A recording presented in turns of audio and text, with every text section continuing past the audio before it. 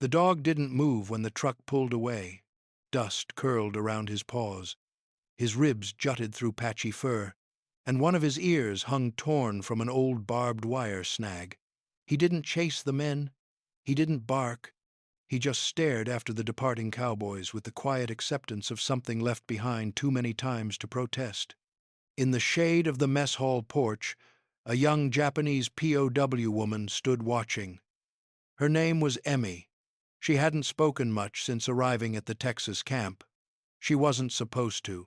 But something in the dog's stillness tugged at a place inside her she thought had gone numb. That night, when the wind turned cold and coyotes sang on the far ridge, the dog didn't show up for scraps, and the next morning Emmy was gone from her bunk.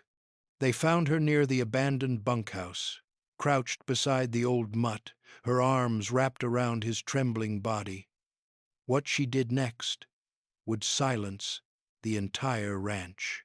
The morning after the guards rotated out, the camp felt hollow in a way Emmy could not explain. The men who had once barked orders and stomped through the gravel were gone, replaced by a handful of quieter faces who moved with less urgency, as if the place itself were holding its breath. Tools lay where they had been dropped. A gate swung in the wind, unlatched, and wandering between the barracks, ribs showing beneath matted fur, was the dog no one had ever claimed. They called him Ghost. Not because he was white, he wasn't, but because he seemed to drift through the camp without belonging to it. He slept beneath porches, vanished for days, and reappeared without warning. The cowboys said he had followed the unit from somewhere in Oklahoma. Others swore he'd been there before any of them, a leftover from an older war. He never came when called. He never begged. And when men tried to feed him, he kept his distance, watching with yellowed eyes that reflected no gratitude at all. Most of the prisoners avoided him. Some whispered that he bit. Others said he carried sickness. The guards let him be. He wasn't hurting anyone. He was just there, like the dust, like the fences, like the ache that never quite left the chest. Emmy noticed him the first morning she carried slop buckets back to the kitchen. He stood at the far edge of the yard, thin as a shadow, ribs moving under his skin with every breath. His ears twitched when she passed, but he didn't approach. She slowed her steps, careful not to startle him. Their eyes met briefly. In that moment, something quiet passed between them, recognition, perhaps. Not affection, not trust, just the awareness of another creature that understood what it meant to endure without being seen. She began leaving small pieces of crust near the fence when she thought no one was watching. Never all at once, just enough. The dog never approached while she stood there. He waited until she turned away, until her footsteps faded. Then the food would be gone by morning.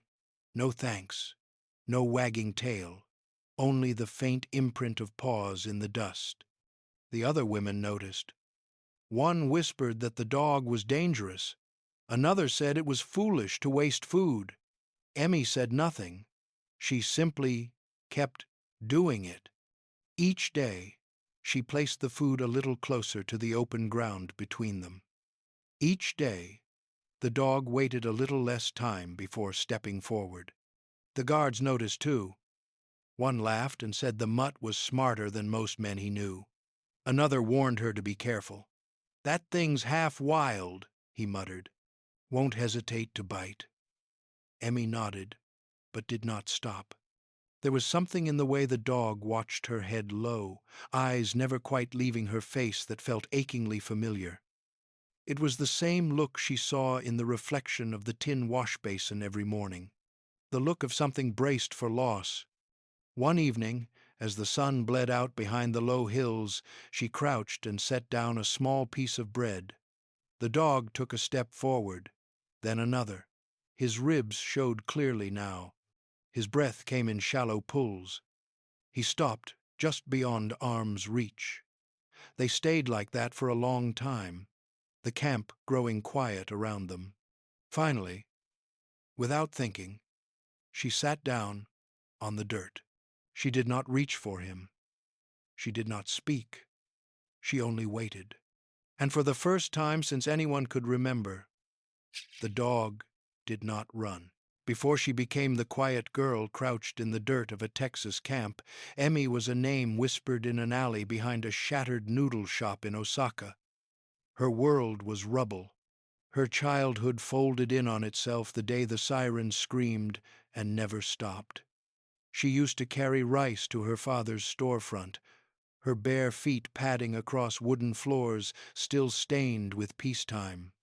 That was before the sky caught fire, before the alleyway behind the house became a shelter, before her mother stopped smiling. The bombings didn't hit all at once. They came in waves, like taunts. Some nights brought just the whine of planes and darkness. Other nights brought firestorms that turned homes into ash and bone. Emmy remembered once waking to find a neighbor's laundry a white shirt stuck to their doorframe, stiff as paper, flecked with soot and blood. She stopped asking questions after that. Her father died quietly. Not in war, not in fire, but in hunger. The same rice she once carried disappeared into thinner and thinner bags until the shop closed for good.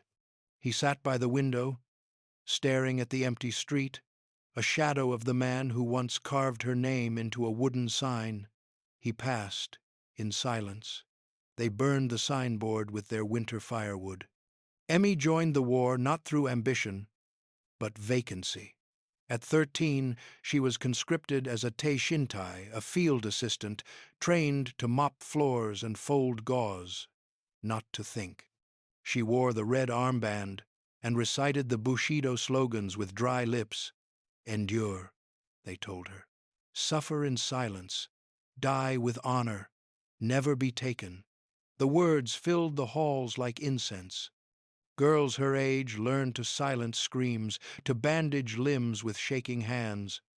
Once, she cleaned a room where a soldier had bled out into his own boots. No one wept. That wasn't allowed. They told her stories of the Americans, that they were wolves, that they tortured girls for sport, that if captured, she would be stripped not just of clothes, but of identity. To live was to dishonor the emperor. Better to bite your tongue and drown in blood than open your mouth and beg. Emmy believed it, or tried to. The end came like a whisper. Rumors trickled in that Japan had surrendered. The emperor's voice, once a god, now a distant crackle on a hidden radio, told them to endure the unendurable.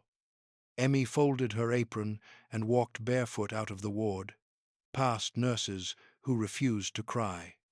When the trucks came, there was no shouting, just faces hollow with fear. The girls were herded toward the coast. Emmy was one of them. On the ship bound for America, silence reigned. They expected chains. They were given wool blankets. They expected fists. They were given trays of food. Emmy didn't touch hers at first. She thought it might be poison, punishment disguised as kindness. But when a girl near her began to sob over a single bite of bread, Emmy couldn't look away. Not from the food, but from the disbelief. Then came the moment that cracked something open. A crying girl near the ship railing, younger than Emmy, shivering in silence. An American guard approached. Emmy tensed, but the man crouched down, unwrapped something from his pocket, and held it out. A chocolate bar. The girl hesitated, then took it. Emmy felt her stomach knot, not from hunger, but confusion. She had never seen an enemy kneel. When the ship docked and she stepped onto American soil for the first time, the air hit her like an insult. It smelled of pine, metal, and something infuriating: peace. The sky was wide, blue, clean. No smoke, no rubble, just roads that led away from the sea, and men who told her to line up, not with whips, but clipboards. She was not beaten. She was processed. And that, somehow, hurt more. She didn't speak. She didn't trust. But something in her mind had already started to shift. The enemy had handed a child candy, and now the land she had been taught to fear felt impossibly quiet. The kind of quiet that makes your thoughts louder. The kind of quiet where a stray dog might appear and see something in you no one else had. Morning in the camp arrived with the clang of a bell and the shuffle of boots over dry earth. The women stirred from their bunks like sleepwalkers, slipping into another day of chores and silence. The Americans assigned them tasks with monotone voices and clipped nods.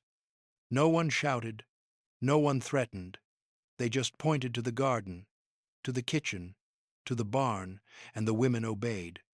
It was all routine now, familiar, almost dull.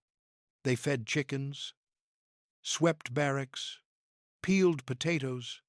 Sometimes they were told to help translate intercepted newspapers or handwritten reports in Japanese, a task that made some of them uncomfortable, others defiant. Emmy simply worked. She didn't resist. She didn't speak unless spoken to. And when she did, it was barely above a whisper. But Ghost the dog remained unpredictable. He haunted the edges of the camp like smoke, drifting from one shaded corner to the next, never staying long, never letting anyone near. The women traded stories about him during breaks, voices low, almost reverent. One claimed he'd been here since the first group of prisoners arrived nearly 2 years ago. Another said he had belonged to a cowboy who'd been discharged after getting kicked by a horse. The most popular rumor, however, was that he'd bitten a lieutenant clean through the hand. After that, no one tried to tame him again. They said the dog bit everyone. So when a new prisoner, a younger woman from Yokohama, reached out her hand with a chunk of boiled potato, the others gasped. Ghost bared his teeth, lips curling back from yellowed gums, and let out a growl that sounded more like a wound than a warning. The girl recoiled. The guards laughed. "Told you," one muttered. "He's got the devil in him." But Emmy just watched. She didn't laugh. She didn't turn away. That night, she tucked a piece of crust into her sleeve and waited until lights out. Then she stepped out into the night, quiet as a moth, and placed the bread near the post outside her bunk. She didn't call. She didn't crouch. She just left it and returned inside. By morning, the crust was gone. Ghost's body was a road map of suffering. His left hind leg had a hitch in it, the result of a break that never healed right. His right ear was split near the tip, as if it had once tangled with wire or worse. His ribs pushed against his fur, a scaffold of hunger. But it was his eyes that told the real story, not wild, not feral, but tired, not looking for violence, but prepared for it. Each day, Emmy left a little more, a half slice of bread, a bone from stew. Once, a scrap of bacon she had not even tasted. She made no gesture of ownership, no demand for affection. She simply gave and walked away. The dog started coming closer. Not to her, never to her, but to the steps near her bunk. Sometimes he sat at a distance while she worked the garden, watching her fingers dig into soil like he understood the shape of survival. Once, during a quiet dusk, she sat on the stoop and hummed a tune from her childhood. Ghost didn't flinch. He only tilted his head, listening like he remembered it too. The others noticed. They didn't understand it. "Why does he follow her?" one whispered. Another answered, "Maybe she's too broken to fear him." But Emmy wasn't broken. Not anymore. She was waiting. And Ghost, though no one could see it yet, had already begun to answer. The new guards weren't used to the quiet. They stood a little straighter than the last crew, talked a little louder, and laughed like they had something to prove. One morning, during a slow inspection of the barracks, one of them spotted the dog slinking near the chicken coops and asked, half curious, half dismissive, "That mutt always around?" A cowboy leaning against the mess hall post, arms crossed and chewing a straw, didn't even look up when he answered. Used to call him Buddy. That was before. Before what? The cowboy spit into the dirt, slow and deliberate. Before he got shot at and never came close to people again. The guard raised an eyebrow. Shot at? Why? The cowboy finally looked up. Rainstorm. Maybe 2 years back. Dog took shelter in the lieutenant's tent. Spooked him bad. Thought it was a wolf or something worse. Fired a warning. Missed by inches. Since then, dog won't come near a soul. Another guard snorted. Figures! Yeah, the cowboy said, adjusting his hat. We all tried. Once. Fed him scraps. Called him gentle-like. One of the cooks even put out a blanket. He just wouldn't take it. Got his own ways now. Some things can't be fixed. That phrase lingered in the air like smoke. Some things can't be fixed. It wasn't said with cruelty. It was said like a prayer. A truth too many had learned too many times. Emmy, sweeping the porch behind them, heard it all. She didn't react. She didn't slow her pace. But that night, as she sat in the chow line, she looked at the strip of bacon on her tray and thought about the first time she'd seen her brother after his return from the Manchurian front. His eyes had looked the same, distant, burned out from something he could never describe. He hadn't stayed long, and when he left, he hadn't looked back. She wrapped the bacon in a napkin and slipped it into her pocket. Later, when the sky had bruised into purple and the guards were passing cigarettes near the fence, Emmy walked to the edge of the barracks and crouched. She placed the bacon beneath the same post Ghost had visited the night before. Then, without a sound, she sat on the step.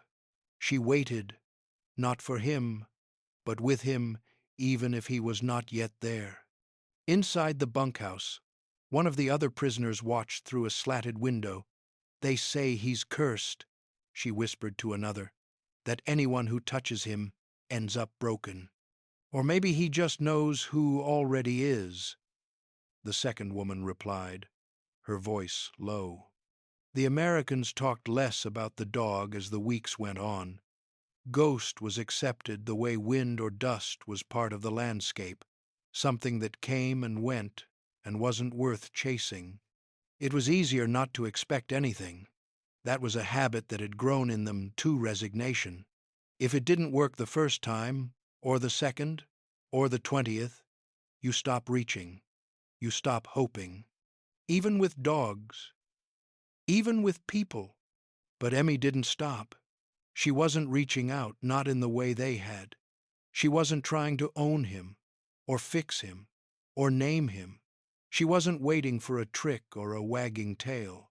She was just being still, offering presence, not pressure.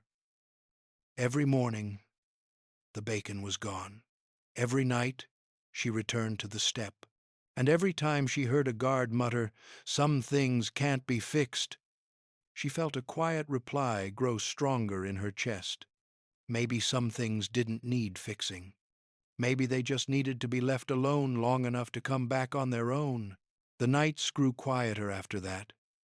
Not empty, but hushed in a way that felt deliberate, as if the camp itself were listening.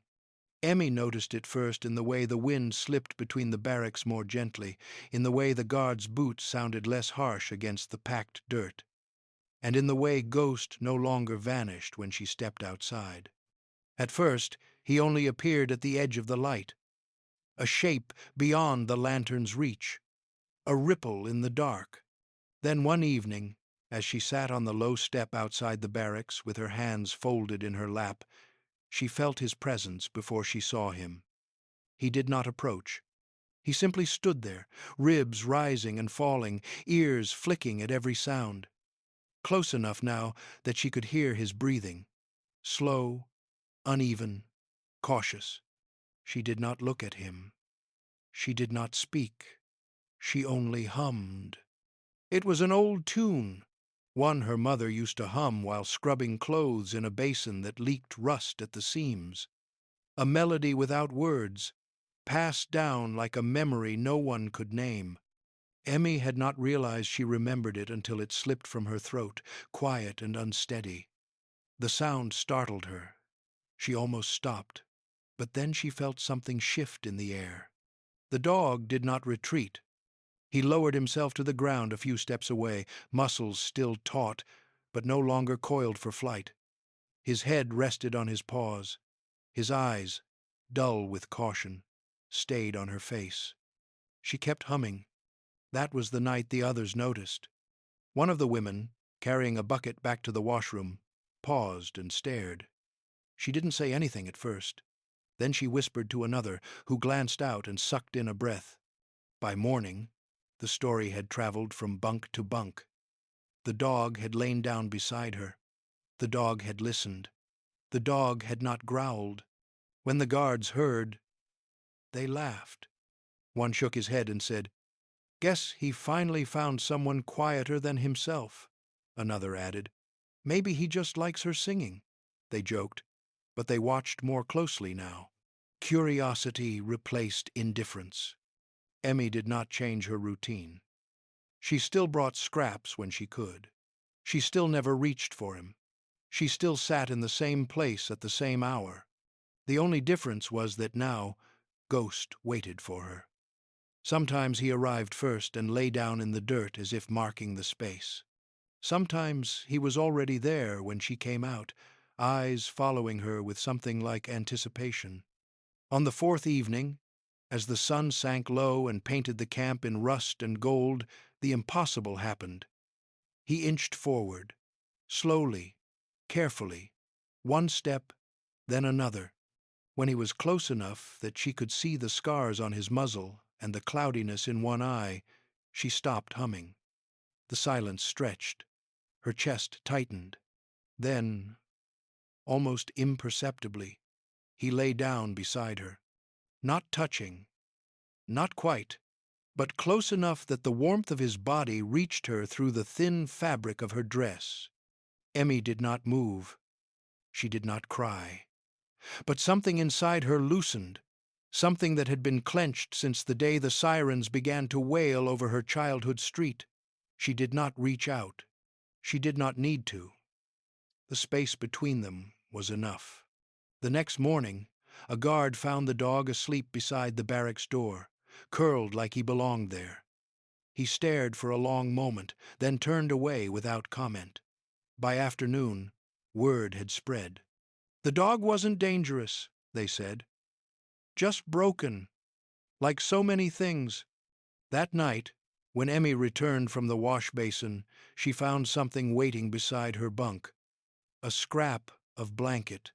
Someone had torn it carefully, cleanly, and placed it where the dog liked to lie. No note. No explanation. She folded it once and set it beside her. When she lay down, the dog shifted closer than ever before, his back warm against the wooden wall, his breathing steady and slow. She did not reach for him. She did not have to. For the first time since she had left home, she slept without dreaming. The cold crept in without ceremony. One morning, the wind changed. By evening, it had teeth. A hard Texas freeze descended like a ghost of winter no one had invited. The air turned brittle. The ground, once dry and cracked, stiffened underfoot. Chickens refused to leave their roosts. Even the guards muttered curses through gloved hands and pulled their coats tighter. Inside the barn, the Americans had installed a new iron stove squat, rust-colored and radiating a slow, stubborn warmth. The livestock needed it. The prisoners did not, at least not by priority. The outer buildings, the tool sheds and storage rooms, the barracks where the women slept, those remained cold. Blankets were issued, one per woman, with the warning not to trade or barter. Fires were forbidden indoors. That night, as frost clung to the windows and the women huddled beneath their thin covers, Ghost did not appear. Emmy sat on her stoop well past lights out, the wind stinging her eyes. She had placed the usual crust by the post, but there was no sound in the dark, no shuffle of paws, no low breath just beyond the circle of light. She waited until the cold numbed her fingers, then stood, hesitated, and finally returned inside. But she did not sleep. Something gnawed at her, not panic, not fear, just a quiet certainty that something was wrong. Ghost had come every night for nearly a week. He had even begun to doze at her feet. The silence now felt too still, too sharp, like absence, with edges. Before dawn, Emmy slipped from her bunk. The others were still curled, breathing in unison. She took her blanket, her coat, her thin scarf. She did not pack. She did not speak. She opened the door and stepped into the cold. By the time the guards did roll call, she was already gone. The first hour, no one noticed. Then one of the women raised her hand, quiet and nervous. "Emmy's bed," she whispered. "It's empty." A stir passed through the group like static. The guards frowned. One checked the latrines. Another scouted the kitchen. When they came up empty, the alarm rose, not loud, not frantic, just serious, focused. The dog was gone too. It was a younger guard, barely out of his teens, who thought to check the tool sheds. They were rarely used, warped structures with splintered doors and dust-covered rakes. He pushed the first open, then the second. At the third, his breath caught in his throat. She was curled around him, blanket wrapped around his body, her coat draped over his back, one arm thrown across his flank, her scarf tucked beneath his head. Her face was pale, her lips slightly blue, but her eyes, when they finally fluttered open, were still watching him. Not the guard, the dog. Ghost was breathing. Barely. Emmy's body heat had kept him alive. They brought her back slowly, wrapped in more blankets, her skin stinging from the cold. Ghost followed behind, limping, dazed, but alive. The guards didn't shout. They didn't scold. They looked at one another like they'd just witnessed something they couldn't name. After that, something shifted. The women who had once avoided her now left small bits of bread outside their own bunks. One folded an extra towel and set it by the stove for Ghost. A guard brought scraps from the mess hall, pretending it was for rats. Another, quieter than the rest, knelt one morning and simply nodded at the dog.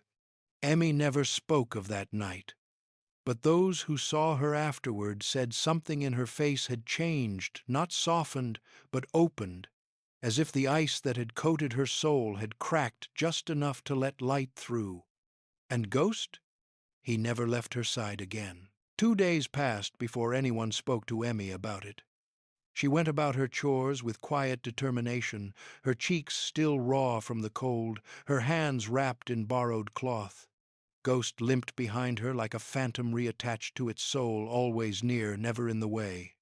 He lay at the corner of the vegetable plot while she weeded, dozed by the kitchen wall while she scrubbed pots, and waited outside the laundry as if posted on silent duty. Then, one afternoon, a guard approached and said only 3 words, "Commander wants you." Emmy froze. Her eyes flicked toward Ghost, who stood and pressed against her leg. She nodded once and followed. Inside the commander's office, a repurposed ranch house, sparse but clean, she stood at attention. The man behind the desk didn't shout. He didn't even raise his voice. He just looked at her with a quiet curiosity, as though trying to solve a riddle he wasn't sure he believed. "You left camp boundaries," he said finally. "Could have frozen to death." Emmy lowered her gaze. She said nothing. "You broke protocol. Disobeyed guard lines. Abandoned post." A pause. Then the chair creaked as he leaned forward and reached into a drawer. He set something on the desk, a small, dented tin bowl. "For the dog," he said, his voice softer now. keep him fed. And, close, she looked up, startled. Not by kindness, but by acknowledgement. For the first time, someone in uniform had named what she and the dog shared: permission. When she stepped outside, the tin bowl held to her chest, Ghost was waiting. From that day forward, no one tried to stop him. No one shooed him away. The camp, once built on regulations, distance, and distrust, simply made room. It was a strange sight at first. A prisoner and a wild dog moving through the same routine, one shadowing the other. The other women, once skeptical, now left scraps with intention. Ghost sniffed each offering carefully, but only ate when Emmy gave the sign a soft nod, nothing more. To some guards, he became a joke. "She's got herself a bodyguard," one said, smirking. Another called him her furry boyfriend when he thought no one could hear, but their laughter always trailed off. Because underneath the humor was something else: unease. Ghost had once growled at every man in a uniform. Now he sat by a Japanese prisoner like a sentinel. It unsettled the balance, made people wonder what else might soften when seen without fear. He was more than a dog now. He was a living question. Daily life adjusted to his presence. When trucks arrived with supplies, someone checked that Ghost wasn't near the wheels. When officers walked the grounds, they gave a wider berth to the girl and her companion. The cook began leaving bones in a separate bucket. One guard quietly strung a tarp over the edge of the mess hall when it rained. Ghost still didn't let anyone touch him. Except for her. He slept outside her bunk every night. If she shifted, he stirred. If she cried, and sometimes she did, soundlessly he pressed his body closer to the wooden wall, as if he could absorb the sorrow through splinters. The cold had passed. But something deeper had thawed. In a place meant to flatten people into numbers and routines, Emmy and Ghost had formed something the camp couldn't quantify. Not friendship, not ownership, just a bond. One born not from need, but from recognition. They saw in each other what everyone else had given up on, the part still worth saving. And now, for the first time, the world around them was starting to see it too. The day began like any other, dust rising in lazy curls from the dry ground, a weak sun stretching over the low hills. Emmy had just finished her shift scrubbing pots when she returned to the stoop outside the barracks.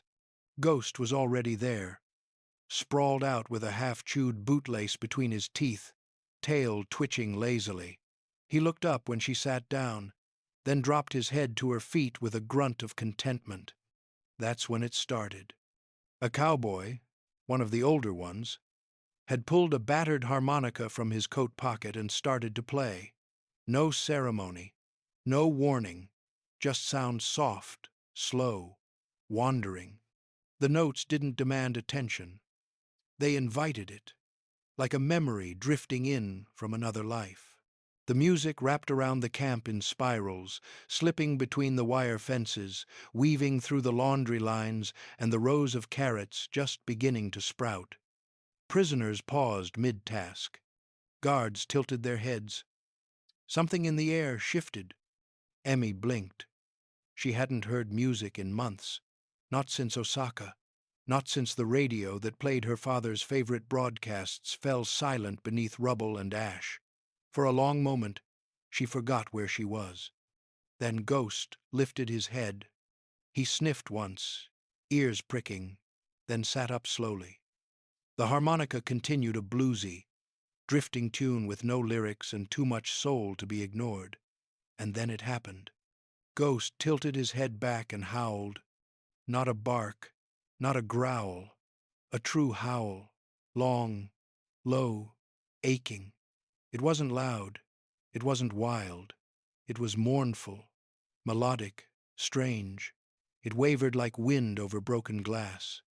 But it held something almost human. Emmy's hand flew to her mouth. And then, to the shock of everyone watching, she laughed. It wasn't a sharp laugh, not bitter or forced. It was small, clear, and warm, like spring water, like breath after holding it for too long. The kind of laugh that had nothing to prove, only release. A sound that cracked the silence around her like sunlight through frost. Ghost looked at her, ears twitching. She looked back, and her smile didn't fade.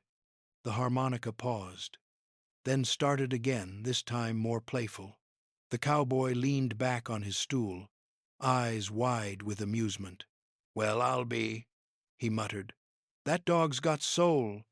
Laughter rippled through the camp, quiet, uncertain at first, then fuller. One of the guards chuckled. A woman near the mess hall grinned. A prisoner walking by mimicked the howl, and Ghost, encouraged, let out a second, shorter one. The spell wasn't broken, it had changed. In that moment, something flickered into being, something no rule book had accounted for. Music as a bridge. Sound not as command or siren, but as connection. Ghost had answered the melody not with fear, but with his own voice. Emmy had answered him with joy. No one dared comment directly afterward.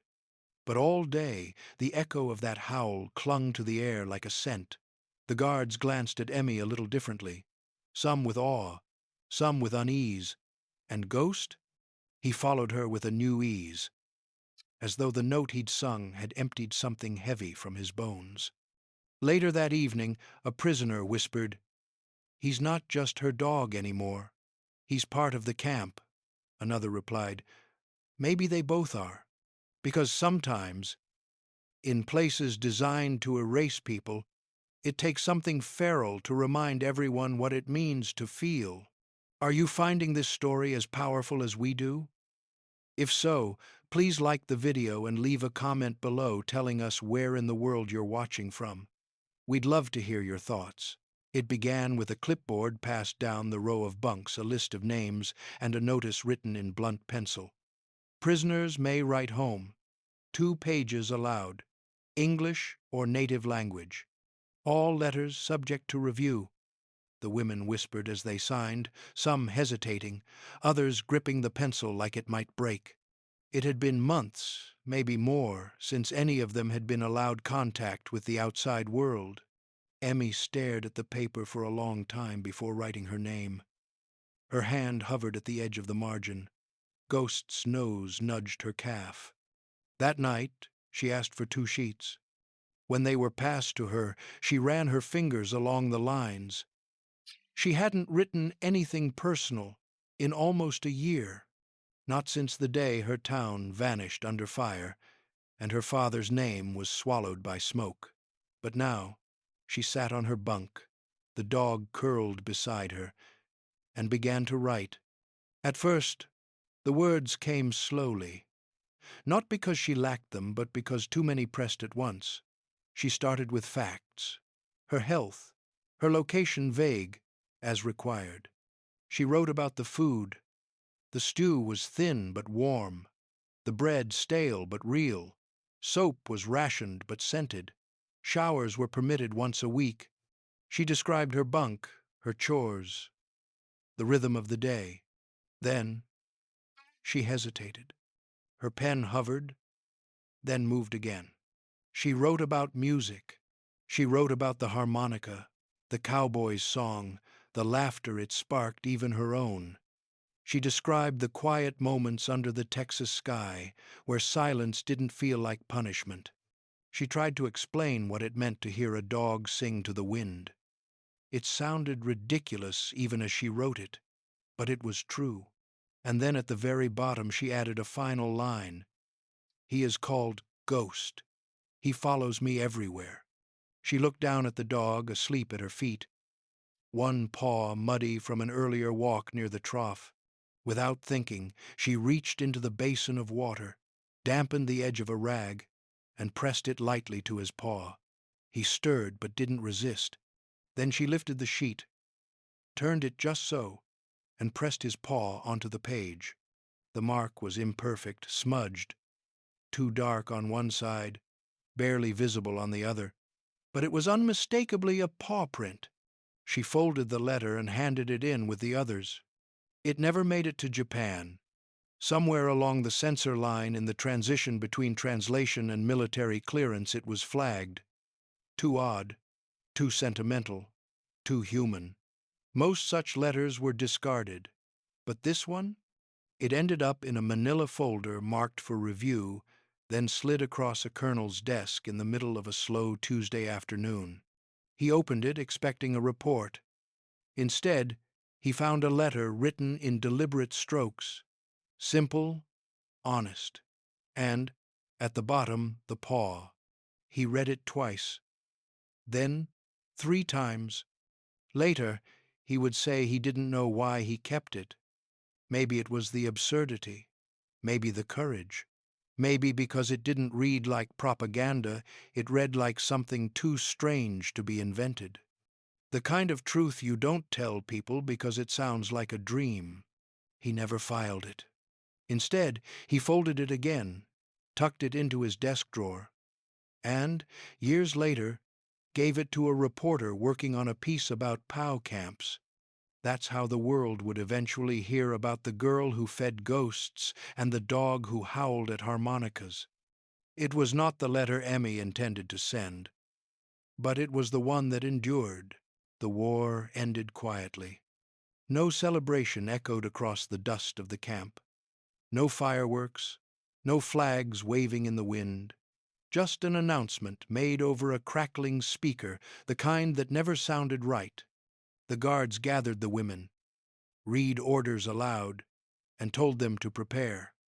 "You'll be processed and sent home," they said, as if home were a thing still waiting. Emmy packed slowly. Her hands moved with hesitation, folding clothing that never quite felt like hers, tucking away the tin bowl with the careful reverence one gives to relics. Ghost watched her from the doorway, unmoving. He hadn't eaten in 2 days. He wouldn't touch the stew, wouldn't chew his bootlace. Something in him understood. On the final morning, the trucks rolled into camp, big, canvas-backed beasts, rumbling with purpose. Women climbed aboard in silence. Some cried, others didn't. Emmy was the last in her row. She paused at the step, looked over her shoulder. Ghost stood near the laundry shed, head low. Then, for the first time in the entire war, he barked. Once. Sharp, desperate. It wasn't the sound of a wild dog. It was the cry of something that knew loss before it came. Emmy froze. Her fingers trembled against the edge of the truck bed. The guards called her name. She looked back again, met Ghost's eyes across the campyard, and raised her hand. She didn't wave, just held it there. He stopped barking. Then, slowly, he sat, right in the dust. Tail curled around his feet. He didn't whine, didn't move, just watched. The truck pulled away. He stayed. A month passed. The camp began to decay, fences sagged, tools rusted in sheds, papers piled on desks. Most of the staff were reassigned. A few stayed behind to manage the cleanup. One of them was the cook, a grizzled man with bad knees and no family to return to. He didn't speak of the dog much, but every morning he left a bone out near the stoop. Every evening it was gone. Then one day a package arrived. No return address, just a name he recognized, scrawled in tight English letters. Inside he found 3 things. The first, a pressed flower, flattened with care, wrapped in soft tissue. Desert bluebell rare, but it had grown wild just past the outer fences. He'd seen Emmy pick one once, without explanation. The second, a folded ribbon, deep red, the kind used in school uniforms or braided into hair. It smelled faintly of lavender soap, the American kind. The third, a photograph. It was black and white, faded at the edges. In it stood a woman in a light dress, civilian shoes on grass, too green to be Texas. Her face was older, but unmistakably hers. Emmy. She knelt in the picture, arms wrapped gently around a dog. Not just any dog, Ghost. He looked different, filled out, coat brushed, eyes softer. But it was him. The scar near his left eye was still there. The cook stared at the photo for a long time. Then he placed it inside the cabinet above the stove, right next to the tin bowl she had once left behind. He didn't say anything to the others. But that night, he took the photo out again and smiled. Because some stories don't end. They just move quietly from one set of hands to another. If this story moved you, please like the video and tell us in the comments where you're watching from. And thank you for remembering a piece of history the world nearly forgot.